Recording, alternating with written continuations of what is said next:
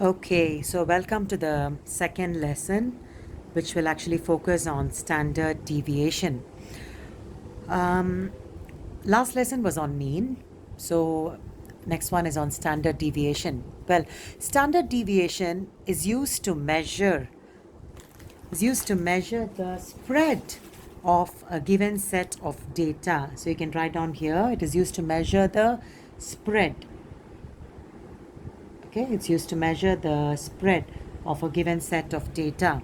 So if you had noticed last lesson, I would have mentioned to you that the spread of the data can also be measured by using interquartile range or just range, which is the difference between the maximum and the minimum value in a data set.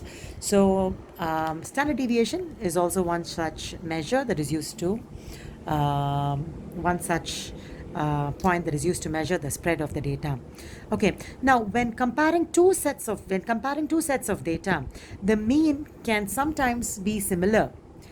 So it is actually important and more meaningful if you can compare the data by understanding the standard deviation. Remember that if you need to find standard deviation, you first need to find the mean first. Okay, so generally find mean first and then move on to the standard deviation. Now remember, um, you might have actually seen these kind of graph, especially now with the COVID-19, right? You would have noticed that the government publishes these two graphs. They say that if more people actually get the COVID-19 together, then the graph will be something like this. The curve will actually be steep. Okay, this curve is steeper, right? Okay, whereas this kind of curve is more spread out. We always talk about, right now people are talking about flattening the curve, which is something like this. Okay, where the spread is more, people get COVID-19 over a longer stretch of time. So this kind of curve is basically gentler. Okay, it's more gentle compared to this curve, right? And then here, this graph, you would notice that this data is more closely spread, right? Because you can see it's all together, which means they are closer to the central point, right? So the data is closely spread.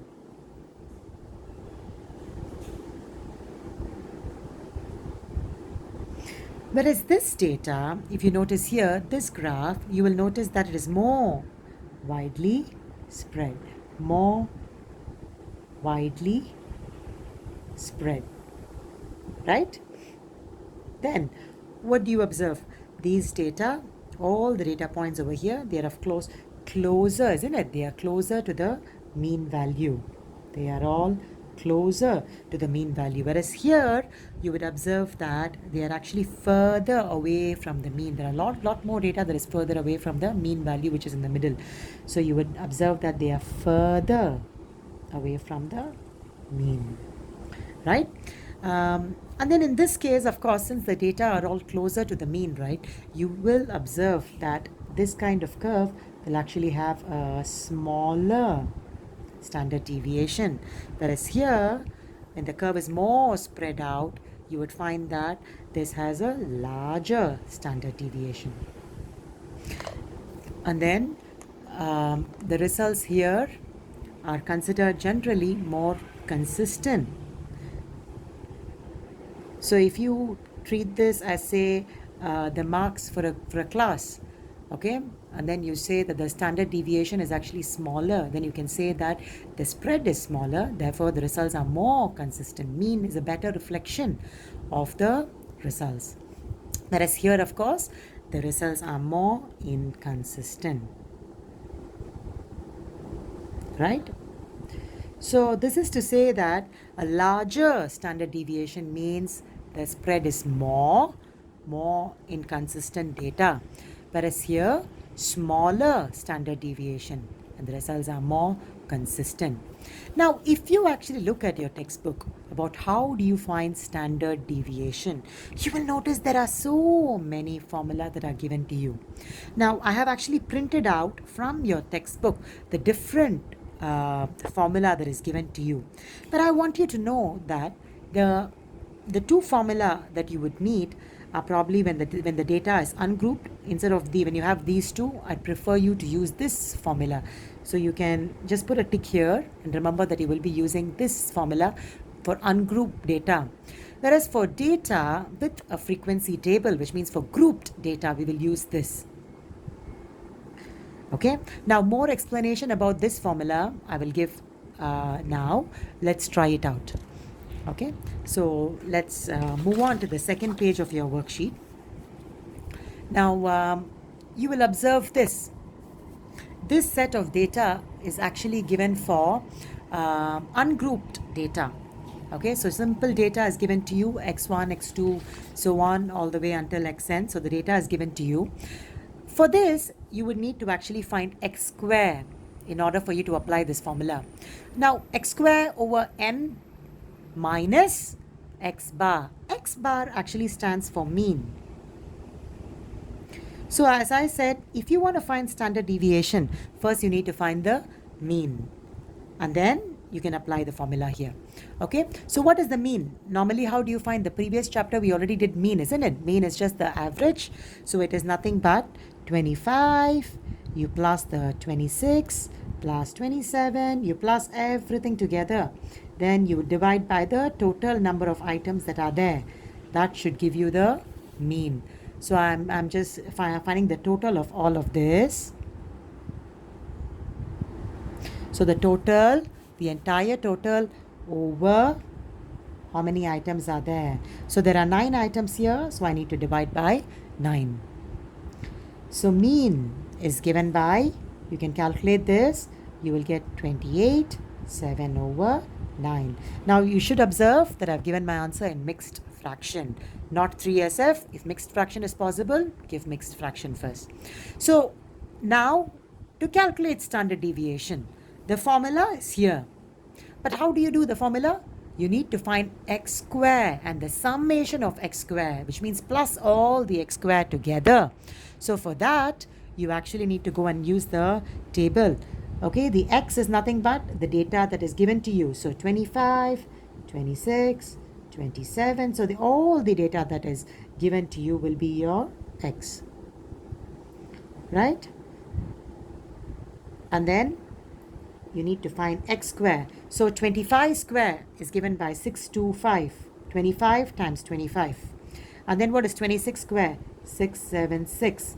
You need to find all the numbers here, all the x square here. Right? 28 square is given by 784. 29 square, 841, 900, and so on.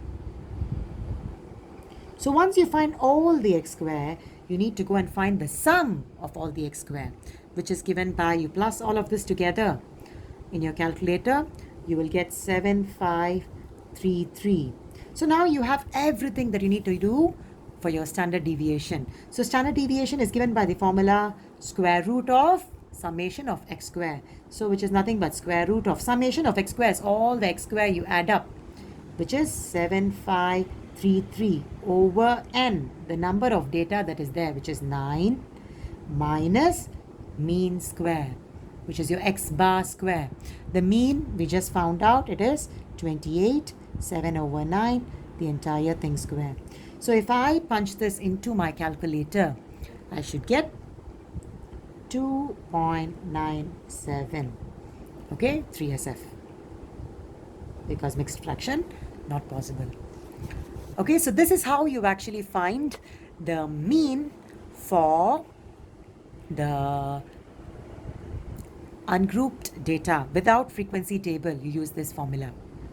Now, there is actually a very simple way in which you can use your calculator to give this answer. Standard deviation normally is just a 1-mark question. So you can just use your calculator to give you the answer for that. So I will show you now how you can actually use your calculator to get the answer for standard deviation for ungrouped data. Okay, so I have a Casio calculator here. I'm just going to show you how I can actually key in the data that is given here to calculate the standard deviation. So first you turn on the the calculator, you first need to go and set up your calculator. So I first need to go to Shift, and then I need to press this. So you can see that this setup only gets activated if I press my Shift. So Shift, and then I need to press this. So I get my setup. I need to go down and look for Stat, which is number 4, right? You can see statistics is number 4, right? So I press number 4. It will ask me the question whether I want to turn on or off the frequency. You can see in this question, I do not have the frequency table. I only have ungrouped data. So I will turn off the frequency by pressing number 2. So now I have set up my calculator in a mode where there is no frequency. After this, I need to go to, so first you pressed Shift Setup. So you set it up with no frequency. Then you need to go to Mode, which is the same button, just without the Shift. You press Mode. And then, of course, we are now doing statistics. So it's number 2. You want to key in the various data. So you will press number 1. So the option comes out for you to key in all of this data. So one by one, you need to key in the data. So my data is 25. I press equal. Then 26 equal. And then so on. I complete keying in all my data. 27, 28, 29, 30, 32, 35. You'd observe I've actually finished keying in up to 9 data, right? So once I key in, I must actually go to AC to go back to the normal mode. Okay, my data is now keyed in. After this, you need to go to this, which is this Start button. So you go to Shift, you press 1. You see, the question is giving you different options. I need to choose 4, which is variation. Now I can get all the answers that I want. If I press 2, I get the answer for X bar. X bar stands for mean. So let's check. If I press 2, I must press equal. Don't forget, 0 is not the answer. If I press equal, you will notice I get 28.777. Try to make it mixed fraction. You should get 28.79. And this is your answer for your mean, isn't it? So then once again you can check. I go back to Shift Stat. I want the answer for variation. And this time I'm looking for the standard deviation answer, which is your sigma x. So it is number 3, right? When I press equal, you will observe I get 2.97, which is the same answer if you had used the formula. So using your calculator is actually such an easy way if you can remember the steps. So you can write down here, mean using your calculator. Of course, this one you must show steps if it is a 2-mark question, but you can still find the answer using your calculator. So mean using your calculator was 28.7/9. You can show the steps. You can show this and then you can write this, but this is just to show that you can get using your calculator. Standard deviation using your calculator, you just found out it is also 2.97. So I've shown you 2 methods of how to find mean and standard deviation, ungroup data using your calculator and then using the formula. So just remember, let me go through again. I must actually turn on, I must remember to first, if it's in computational mode, I must first go to setup. So first setup, you need frequency or no frequency. Okay, after that mode, and then you start keying in the data. Choose statistics, key in the data. Then after that, to get your answer, you must go to Shift and this Stat here. So 3 steps. Yeah, for the 3 steps, 1 is setting up for the frequency mode. Second is going to the mode to key in the data. Then you need to go to this Stat here to get all your answers.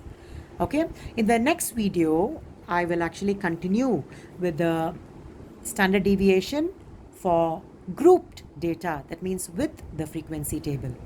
Okay, thanks.